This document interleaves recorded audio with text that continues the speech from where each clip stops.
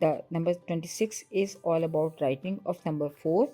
तो fine motor skills के हवाले से, क्योंकि बच्चे डॉट मिलाते हैं, ट्रेसिंग करते हैं, तो बच्चों का आई हैंड कोऑर्डिनेशन और फाइन मोटर स्किल्स बेहतर होती हैं और ट्रेसिंग की स्किल्स उनकी इंप्रूव होती हैं, जो आगे जाके उनको राइटिंग में हेल्प करती हैं। तो सबसे पहले फाउंडेशन वीडियो दिखाइए और उसके बाद बच्चों को बताइए कि put your pencil, start from the red point, draw a little line to the middle, then draw a line down to the middle, draw a straight line across, then go up to the top and draw a straight line down। या बच्चों को बार बार कहलवाइए, बच्चे ना भी कह सकें लेकिन वो इसको फॉलो करेंगे और बच्चे साथ साथ स्पीकिंग, लिसनिंग और टच की स्किल्स की मदद से नंबर 4 को लिखना सीख जाएंगे। शुक्रिया।